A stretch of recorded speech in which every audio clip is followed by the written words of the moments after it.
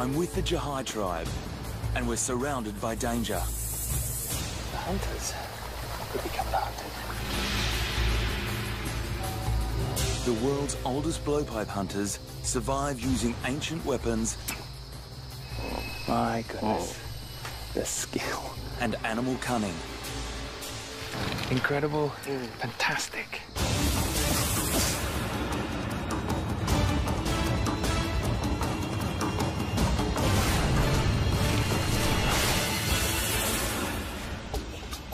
I'm Hayden Turner. As a zookeeper, I looked after monkeys for 10 years. But today in this Malaysian rainforest, I'm with the Jahai tribe, and they're hunting them. Here, wildlife is food, not a zoo exhibit. The survival of these men depends on the animals around them. These hunters understand animal behavior here better than anyone in the world. And I want to learn from them. Masters of stealth and precision, the Jahai have developed supremely efficient weapons. Their blowpipes shoot deadly darts at 180 kilometers per hour, nearly as fast as a peregrine falcon in flight. I'll be with these men for the next 10 days, and I've got so much to learn. Only in his 30s, Aziz is already the most accurate shooter in the village. Quiet and focused. He has 4 young children to feed. His youngest is just 3 months old.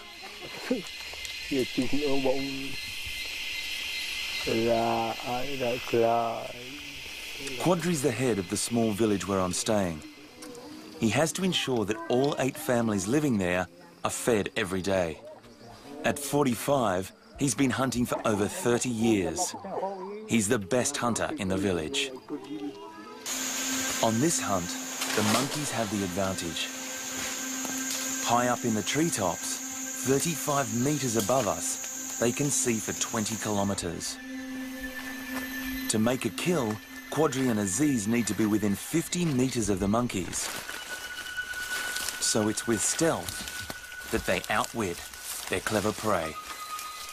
I'm really worried that I'm going to be more of a problem on the hunt than a positive force.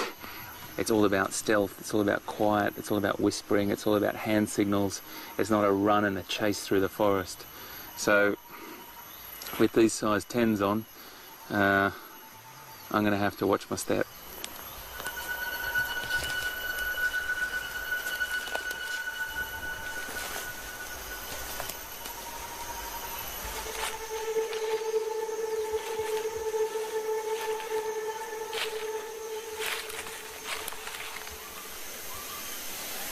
So they use all their senses.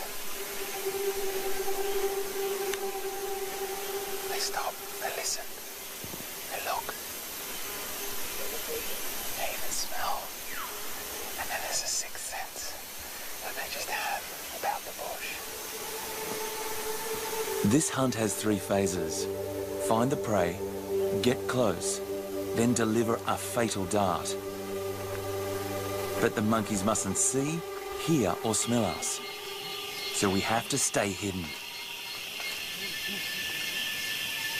This is really draining me. It's the humidity that's getting to me. I've never been in a Malaysian rainforest before, and I'm just not used to it. It's early in the morning, so Quadri and Aziz know the monkeys will be feeding. They hunt over a huge range, covering an area bigger than London. But Quadri's led us straight to the right trees. Quadri, this monkey. Okay. So this is fresh. Fresh enough to know that there was some activity here. These trees are in fruit at the moment, so it's a good place for the men to look. Keep going.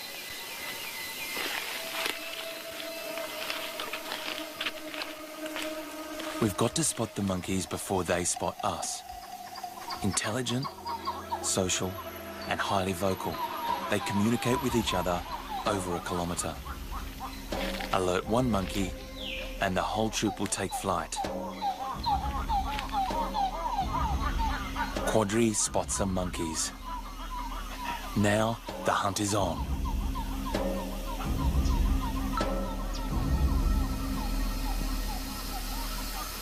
I can't say what species they are, but incredible vision.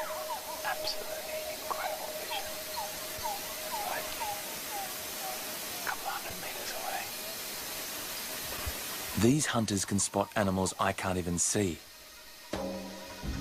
Because they use their vision every day to find prey, their eyesight has become much better than 2020.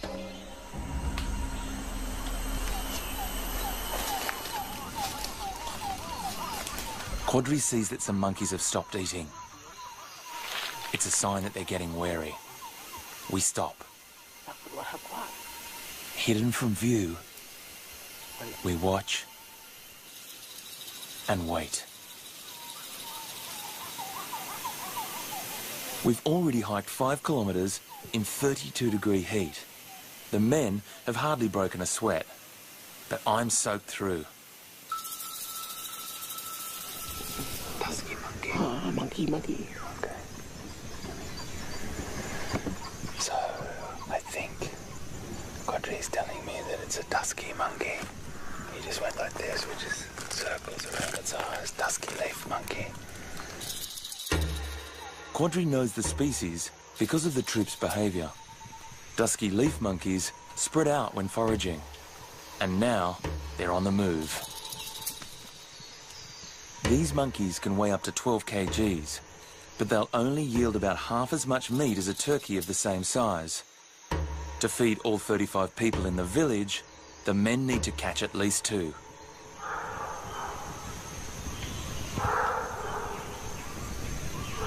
That could be an alarm call. Have we lost the prey? I'm really torn here. Part of me wants the animals to get away, but if we don't bring back some meat, there's only maize, rice and tapioca to eat in the village, which is all the tribe had for breakfast, their only other meal of the day. Finally, I see one of the monkeys. The troop's within range, just 40 metres away. To better their chance of a kill, Aziz and Quadri separate.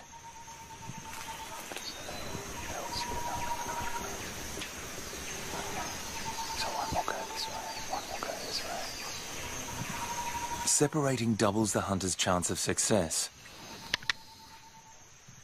But it also doubles the risk of being spotted.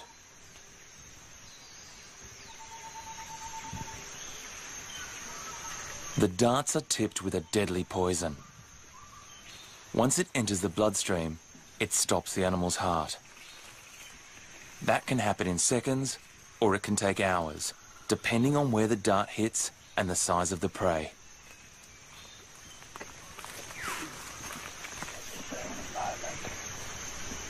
That will make or break this hunt.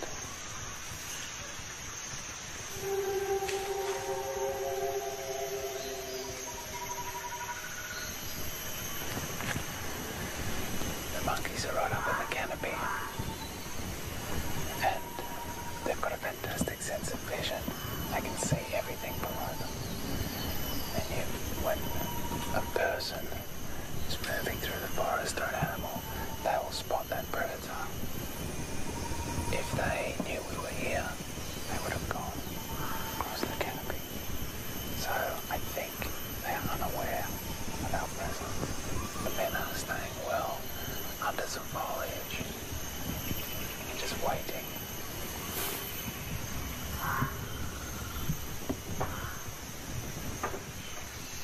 Aziz shoots. He hits a monkey. The darts are silent, so the other monkeys aren't alarmed. Quadri takes a shot. He hits another. We've been hunting for 5 hours, but we could still go back empty-handed. If the monkeys are startled, they'll be off before the poison takes effect. Bit of a coughing sound the monkey makes before it falls out of the tree.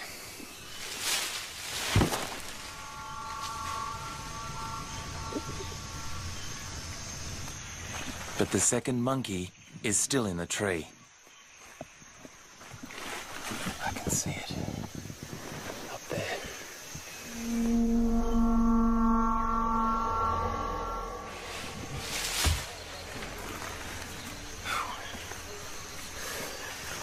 Well, success. Nothing is wasted. Brains, tail, liver, everything is eaten, except where the poison dart pierced the skin. Even so, these two monkeys will only provide about 8 kgs of meat, about the same as 6 chickens. And it doesn't really matter what my perception of wildlife is, because to the Jahai, wildlife is food, is their family, and the forest supplies them with everything. This place is a very important place to them. Without monkey meat, the Jahai's diet would be so deficient in calories they wouldn't survive. 40% of the Jahai's protein comes from monkeys. But at least tonight, everyone will eat well, because the Jahai way is to share. Community is everything.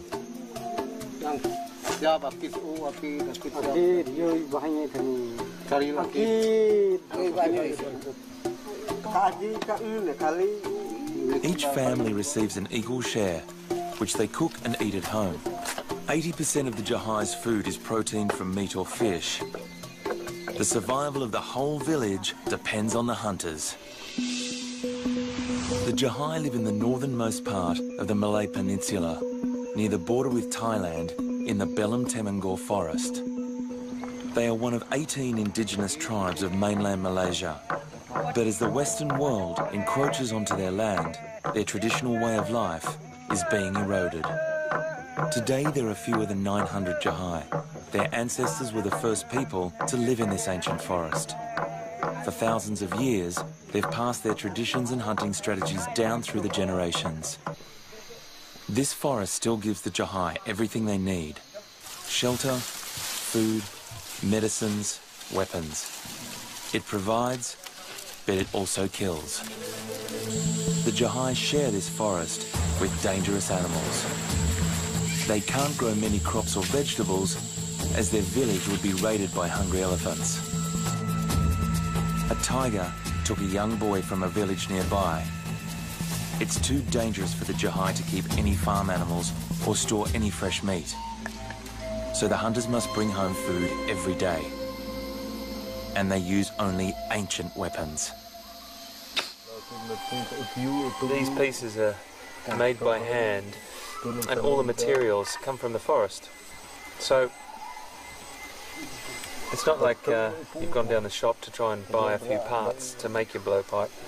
Every single part comes out of the environment. The smallest bend and the blowpipe wouldn't work. These precision weapons must be as straight as the barrel of a gun. Yet Quadri and Yaqub only use a razor blade and their eyesight. Yaqub lives in a neighbouring village. At 45, he's a very experienced hunter and a close friend of Quadri's. And today, they've joined forces to hunt a giant rodent. But every time these men go hunting, they risk their lives. We're in the same terrain, the same environment. There's tigers, an Asiatic elephant, and at any point, the hunters could become the hunted.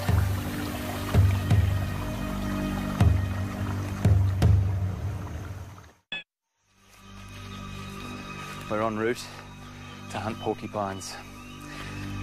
From what I gather, we're going to get the tracks, locate the burrow, and then smoke them out. Now, I've had first-hand experience with porcupines in the wild, and they can turn grown men into running children. Just one porcupine can provide 15 kgs of meat. High in fat and calories, one animal can give 5 times more meat than a small monkey. There are 24 species found worldwide, Today we're hunting Malayan porcupines. They have over 30,000 needle-sharp quills, weigh up to 30 kgs, and they're aggressive. When threatened, they will attack. Porcupine are nocturnal, so we're looking for tracks that will lead us to their burrows. Even in this dense undergrowth, it takes Quadri, Jakub and Caillou just minutes to find footprints. Caillou is in his 60s and a grandfather to two, but he's still an expert tracker. So here, I can see the toenails there. Like here, here.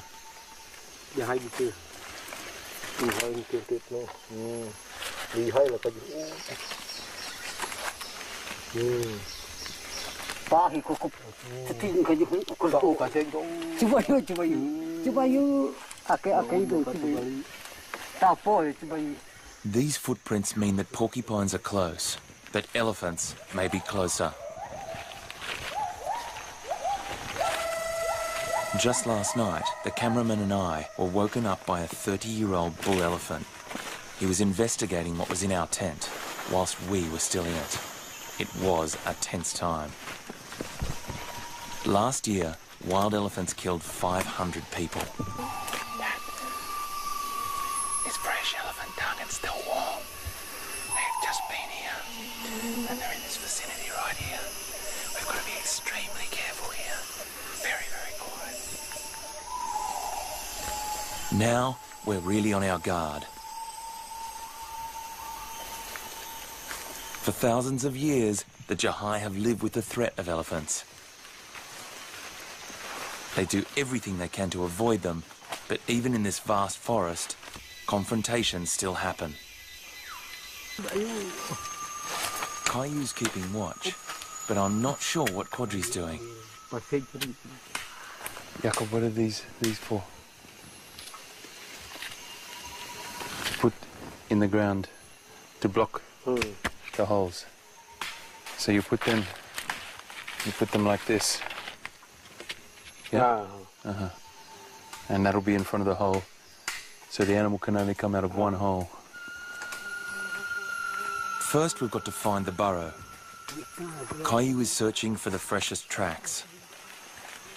Even though the prints are only 4 centimetres across, by spotting minute differences in the definition of the tracks, the hunters have led us straight to an active burrow.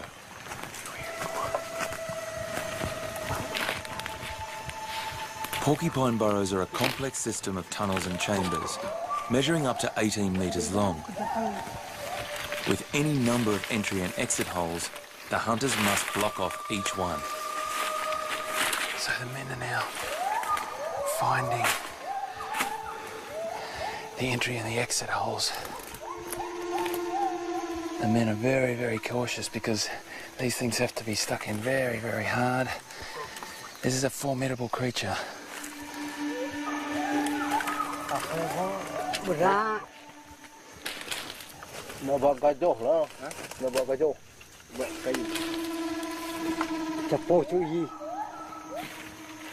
So the men now have decided that this is the burrow. These are the 2 points of entry and exit. They've checked for other areas, and it seems to be time to smoke them out. The plan is to fan in enough smoke to alarm the animal, but not kill it while it's still inside the burrow.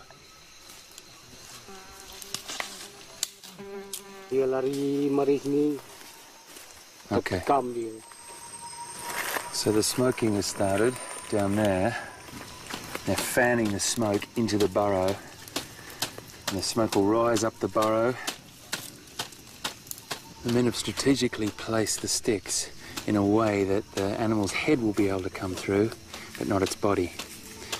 And that way, Jakob will be able to spear it without getting a quill in his leg, or in my legs for that matter.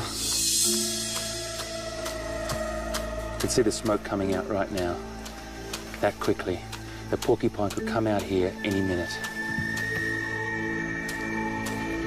I really don't want to get close to this creature. A porcupine quill could go right through my arm. A lot of people underestimate the fierce ability of porcupines. I've seen them in the wild myself, and I've seen large predators like leopard and lion try and take on a porcupine, and they will assault. They will back themselves in either sideways. There's another bat. Woohoo! Did you see him? There's a lot of bats flying out of here as well. I can see why the men and myself are a little bit on edge.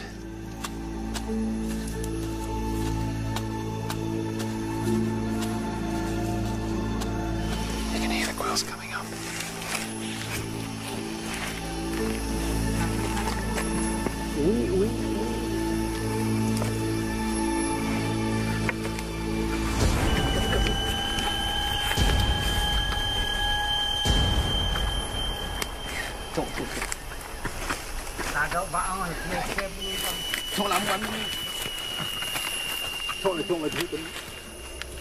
One spear kills the porcupine in seconds. Oh my goodness. Just came out of there like lightning.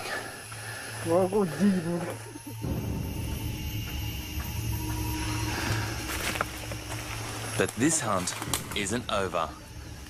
There's another one coming.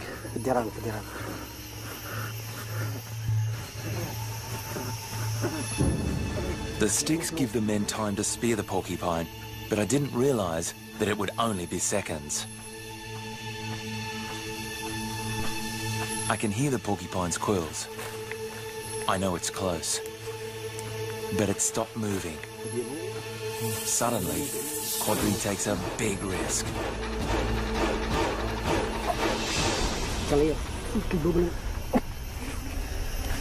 So that one's actually already dead. Asphyxiated by the smoke. 2 porcupines from the one burrow. And this is on the top of the list of meat for the Jahai. That is a very, very good day's hunting.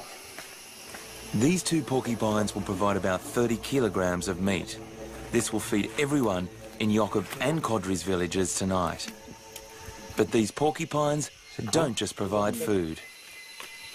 Saya nak buat ini, saya nak ini, saya nak lagu ni, penakai lagu ni. So these are the best ones for the nose. Yeah. Okay. The Jahai use porcupine quills as jewellery. Quills are modified hair, made from keratin, the same substance as our hair and nails. Similar to the shaft of a feather, they are hollow tubes, but with a very, very sharp point.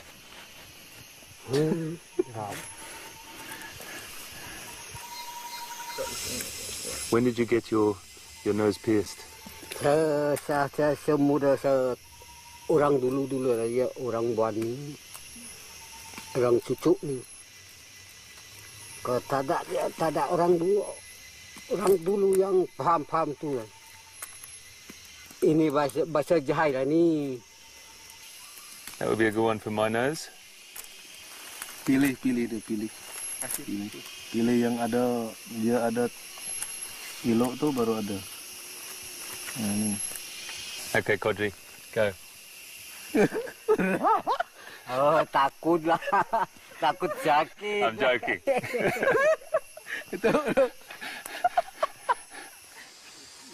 So that was exactly to plan. It was straight out of the Jahai textbook of hunting. Incredible, just great success. I mean, the men are going home with fantastic amount of meat for the rest of the village. What more can you say? The villagers never know what's on the evening menu. There are no hunting seasons here. The men don't decide what to hunt. They just enter the forest and read the signs left by their prey. The Jahai survive because they know so very well the animals that they share this forest with.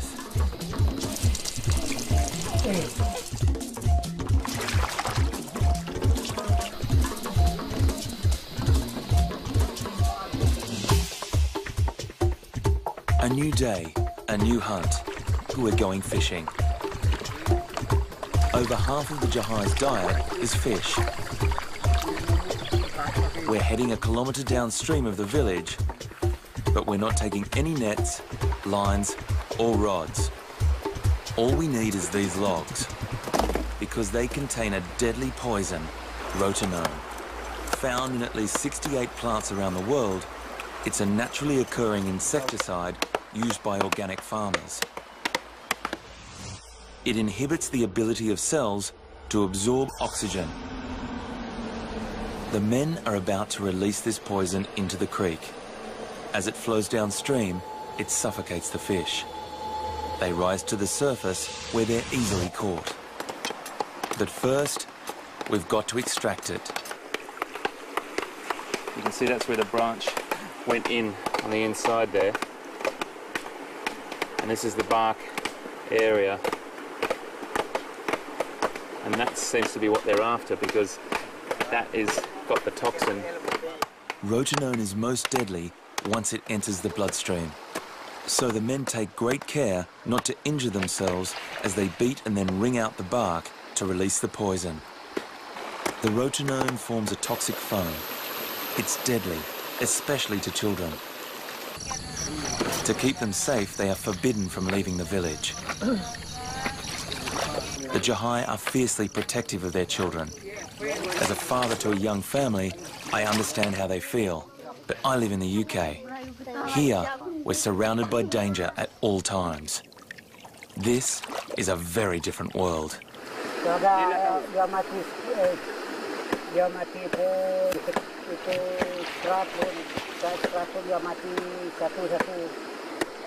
Is it poisonous to humans?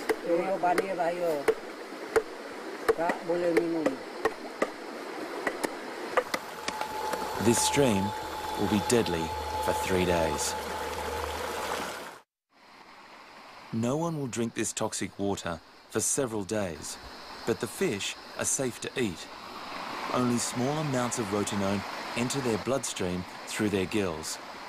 The Jahai use the poison just once a year in each stream. This protects the fish's numbers.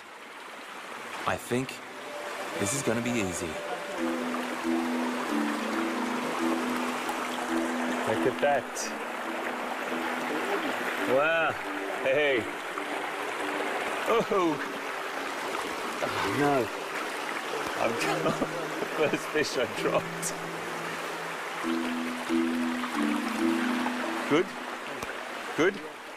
Good food? You've got a fair few of these. These small fish are an important source of calcium for the Jahai. But can I catch one?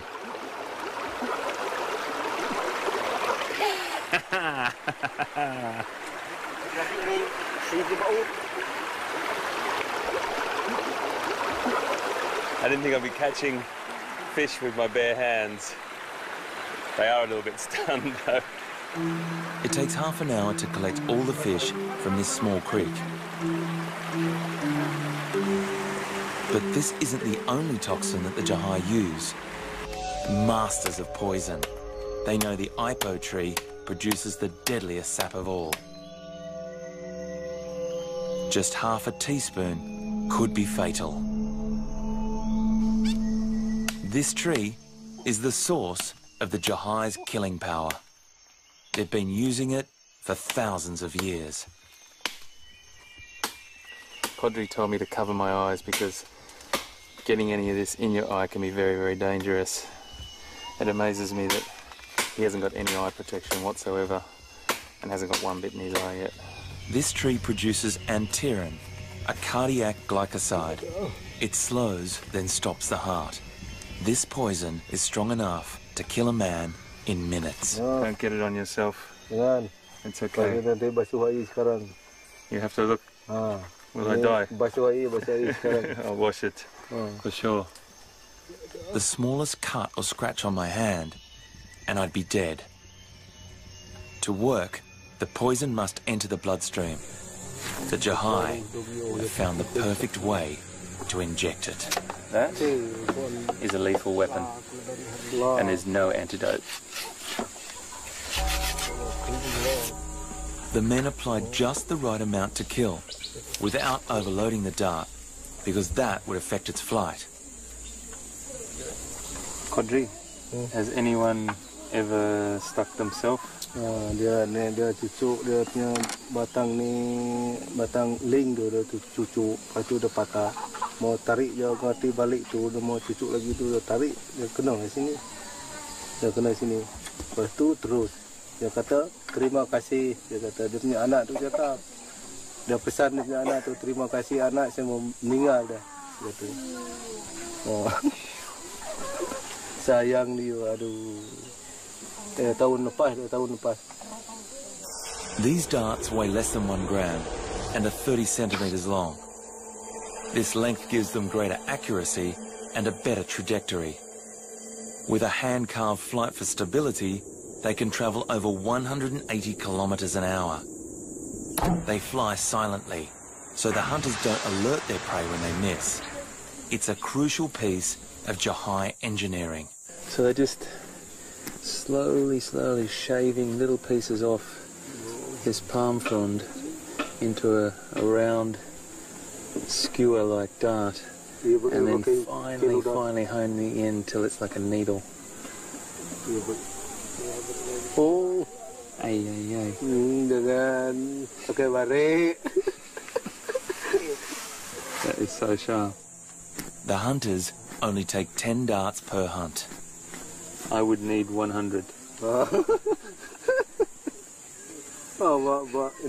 Kalau 100 dia lamar sikit 100.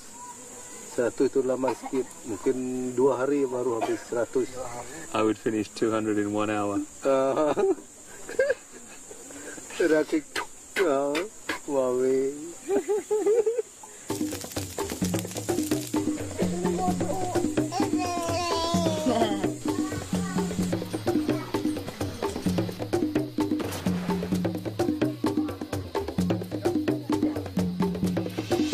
As the world's oldest blowpipe hunters, the Jahai's skills have been honed over thousands of years.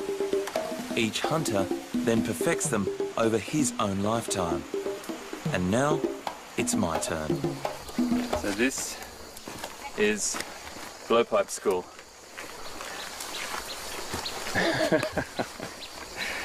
Okay. Now there's the target. Bedil. Okay. Yeah. Now you show me first. Bedil. Mokti. I've never done this before, but Quadri effortlessly balances the 2-metre-long pipe.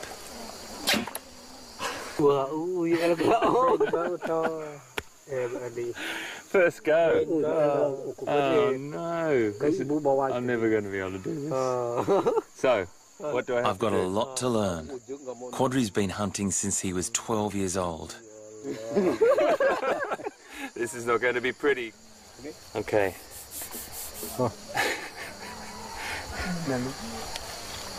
Satu. Yang tengah yang satu tu. Angkat.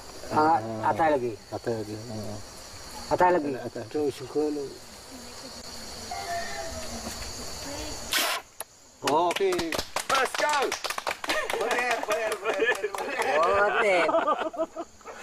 Buat it. Let's go. I don't believe it. That is fantastic. There's the difference. Mine actually you just penetrate a few centimetres, maybe an inch or so. Theirs go right through and only leave the flight on the outside. Okay, that's two. Shall we move back here? Kodri. Kodri?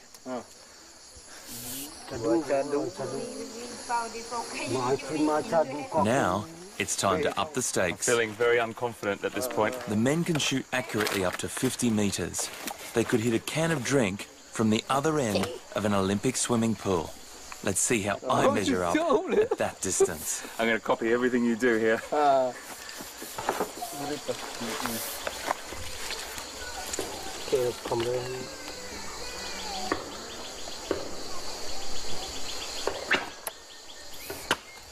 That is incredible. But it. That is incredible. Right on the target. Oh, wow. Badal tu. Fantastic. Oh boy, here we go. This is going to take a... Air badi. Pergi menuju atas ini.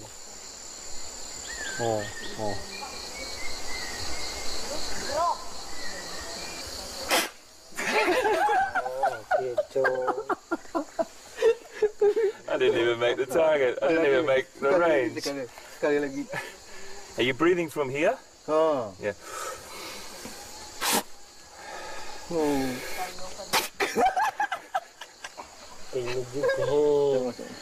That's definitely technique here. I don't have the technique or the capacity. You're like smoking all day. And they've still got better lung capacity than I have. What's that saying? Get back to the gym, HT. But for now, it's back to work. Today, all the villagers had to eat is wild tubers and tapioca. So we're going blowpipe hunting. From the moment we start this hunt, Quadri, Yaqub and Aziz read the forest like a book. It's late in the day, so the men know prey will be out looking for food. So the men are now making noises to each other and to hand signals, and they use their blowpipe to point in an exact direction where the animal is.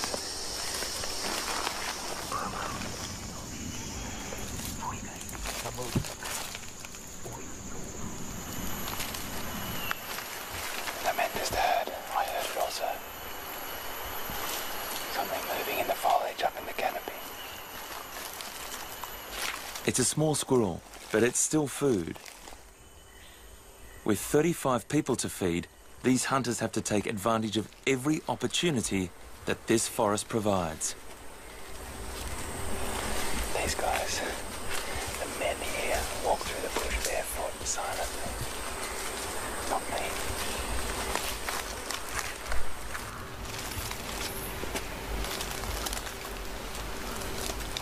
Suddenly, Quadri stops us. The squirrel has frozen. It's on full alert. Squirrels can see in a 300-degree wide arc with exceptionally sharp focus.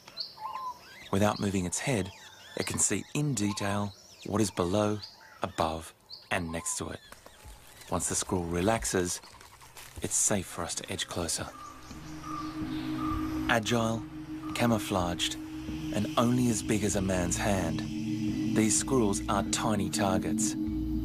I can barely see them, but Aziz is preparing to take aim.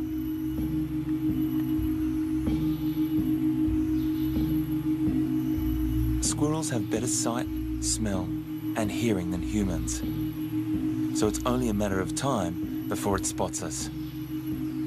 Aziz takes his shot. Just missed him.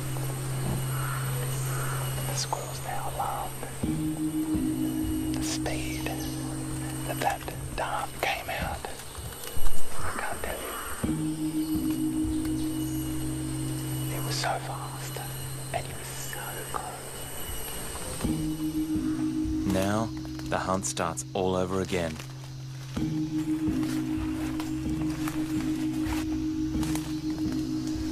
It was very interesting to watch how the men work together, like predators would do in the wild. From what I've seen, there's two snipers going out. One's actually ready to shoot. The other one is a spotter. Their teamwork pays off. Aziz has a squirrel in his sights.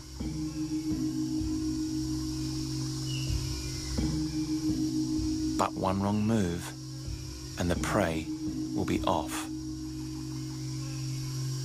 Aziz can't let his concentration waver for an instant. The squirrel is unaware that we're meters below. Aziz's first dart missed, but he's aiming for a target only 20 centimeters big. It's not even as big as my boot.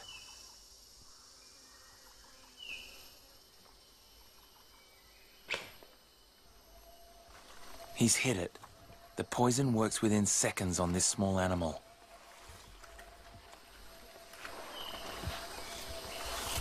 The first dart didn't make a noise, but I heard when the second dart hit, it made a really nice, like a thudding sound. Where did the dart hit him?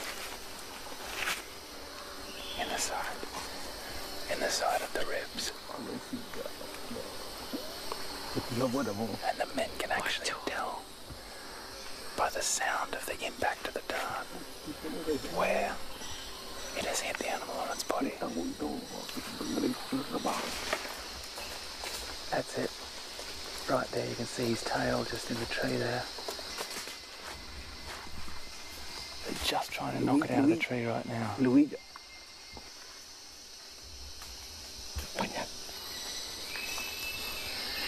When in doubt, you climb in this part of the world. My goodness, the skill and the strength. There's nothing easy about getting food from this forest. Up, probably about 1 story high now. Probably about 2 stories high. Country. Amazing. He's got him.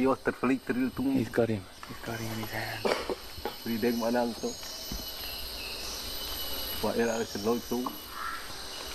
Wow. The dart is still in him.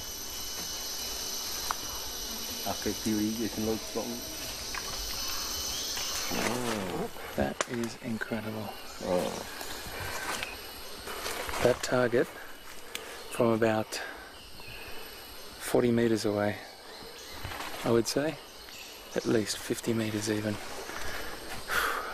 150 feet, and right in the ribs. This hunt isn't over. We need at least 3 squirrels to feed 1 family. Ever alert, Jakub sees something.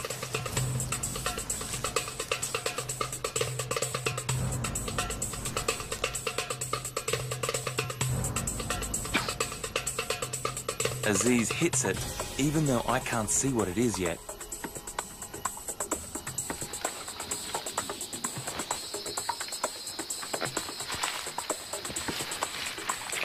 Definitely heard a thud hit the ground.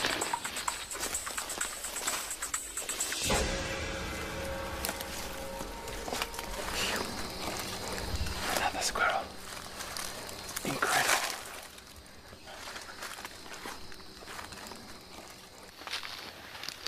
Not to be outdone, Quadri's got a surprise for me as well. Another one. Another one. Where did... Just under the arm.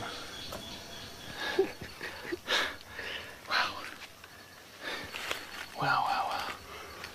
That's like the best hunting professional. Incredible, fantastic.